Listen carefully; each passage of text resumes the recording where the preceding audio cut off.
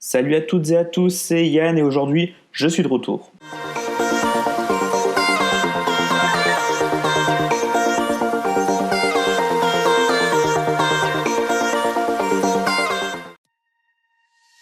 Après un an d'absence, je reviens pour vous présenter une nouvelle vidéo donc sur quel MacBook acheter pour la rentrée 2017. Apple a renouvelé sa gamme avec la WWDC il y a maintenant quelques jours, donc c'est le moment de vous présenter un petit peu tous les nouveaux produits et leurs particularités pour cette rentrée 2017. Avant de commencer, je mets de côté le MacBook Air qui n'a pas subi de grosses évolutions depuis maintenant pas mal de temps, donc on va se concentrer uniquement sur le MacBook 12 pouces Retina et le MacBook Pro 13 et 15 pouces.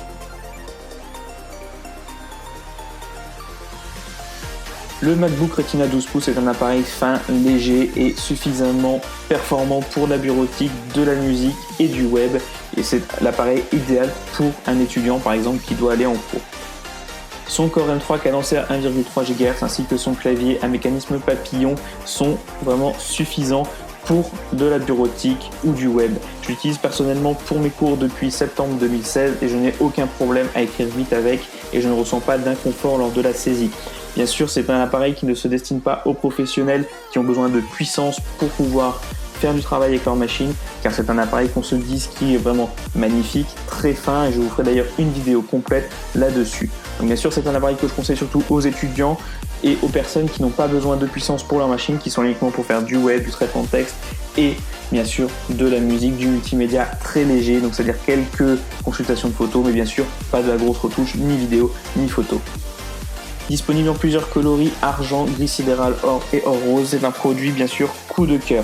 Son seul et unique défaut que je peux lui donner, c'est son unique port USB de type C, donc vos clés USB actuelles n'iront pas dessus, qu'on soit bien d'accord, et ce port USB unique sert à la recharge, au transfert de données et éventuellement à raccorder des écrans ou des appareils externes. Alors tout ça fait par un seul port, il faut bien sûr acheter des adaptateurs en plus, mais très personnellement moi je l'utilise principalement en Wi-Fi, donc je n'ai aucun problème à transférer mes fichiers d'un ordinateur à un autre. Son prix bien sûr peut être quelque peu bloquant pour les personnes lambda car il démarre désormais à plus de 1400 €. C'est très très cher pour un produit comme ça, mais avec la qualité audio qu'il a, la qualité du clavier et de l'écran, très franchement c'est le choix que je ferai pour les étudiants ou pour les personnes qui n'ont pas besoin de faire de lourdes tâches avec leur Mac. Pour celles et ceux qui ont besoin de puissance, on va maintenant s'intéresser au MacBook Pro Retina de 13 et 15 pouces qu'on va devoir scinder en trois catégories distinctes. D'un côté, on retrouve le MacBook Pro Retina 13 pouces, donc qui est actualisé, qui est disponible en argent et en gris sidéral, mais sans la fameuse Touch Bar, donc qui est un écran OLED qui remplace les touches fonctions, donc F1 à F12, et qui, très honnêtement, peut paraître encore gadget à l'heure actuelle. Ce MacBook Pro Retina 13 pouces est bien sûr moins puissant que son homologue 13 pouces Retina avec Touch Bar, donc ça se joue réellement à quelques différences et c'est pas ça qui va réellement impacter sur le travail qui est fait avec, à moins d'être vraiment très exigeant. Il est disponible avec un Core i5 et 8 Go de RAM, donc ils sont largement suffisants pour une utilisation semi-professionnelle avec un besoin de puissance modérée pour celles et ceux qui ne font pas de montage vidéo très poussé, qui n'ont pas besoin donc du coup d'un Core i7. Le MacBook Pro Retina 13 pouces avec Touch Bar s'intéresse surtout aux technophiles et ceux qui veulent la dernière nouveauté d'Apple. En effet, la différence entre le MacBook Pro Retina 13 pouces sans Touch Bar et le MacBook Pro Retina 13 pouces avec Touch Bar n'est pas suffisamment poussée d'un point de vue de ses performances pour justifier le passage à quand même un appareil qui vaut maintenant qui vaut quasiment 2000 €. On se le dise quand même, c'est un appareil qui est relativement cher pour toute acquisition et pour cela, il faut plutôt se tourner vers le MacBook Pro Retina 15 pouces pour avoir un réel gain de performance.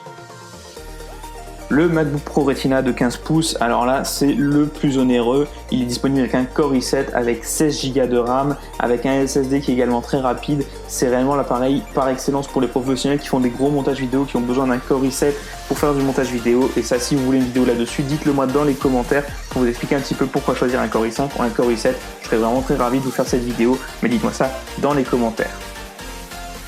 Pour revenir donc à ce MacBook Retina 15 pouces, il est vraiment magnifique avec de sublimes haut-parleurs sur les côtés, donc qui renvoie un son vraiment très clair de ce que j'ai pu en tester chez Apple.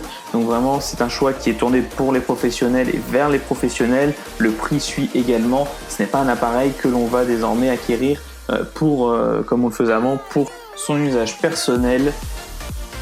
Il nous reste quand même à parler de l'encombrement. Donc ces MacBook Pro Retina 13 et 15 pouces ont largement été réduits au niveau encombrement, que ce soit par sa taille ou par son poids par Apple. C'est pour cela d'un côté aussi que j'ai laissé le MacBook Air de côté, car le MacBook Air Retina de 13 pouces est même plus lourd que le MacBook Retina de 13 pouces. Maintenant, Apple, qu'as-tu fait pour tuer ainsi le MacBook Air? Je me le demande vraiment. Pour conclure cette vidéo maintenant, je vais vous donner un petit peu mon avis pour cette rentrée 2017. D'un côté, le MacBook Retina 12 pouces est fait pour les étudiants ou pour les personnes qui ont besoin de traitement de texte, de vidéo, de multimédia vraiment léger. Il n'y a aucun problème. C'est un appareil que vous branchez la nuit, que vous débranchez le matin en partant. Luminosité maximale avec Wi-Fi, vous tiendrez largement la journée. Moi, je tiens 12 heures de batterie avec sans aucun problème. Son clavier est quelque peu déconcertant, mais on s'y fait très vite et vraiment très confortable sur les longues frappes.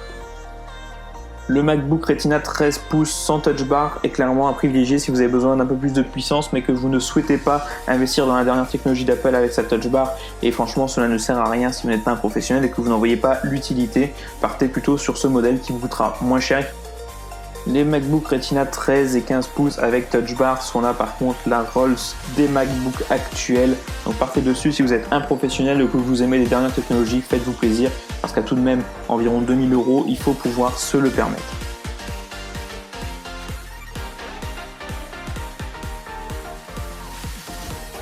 C'est déjà la fin de cette vidéo, n'hésitez pas à vous abonner pour ne rien louper de mes futures vidéos. N'hésitez pas non plus à mettre un gros pouce bleu si la vidéo vous a plu et si elle vous a été surtout utile. Franchement, n'hésitez pas, moi ça m'aide et ça me fait super plaisir. On se retrouve très vite pour une prochaine vidéo. C'est promis, il n'y a plus d'absence répétée comme ça pendant un certain temps. C'était Yann, bye bye.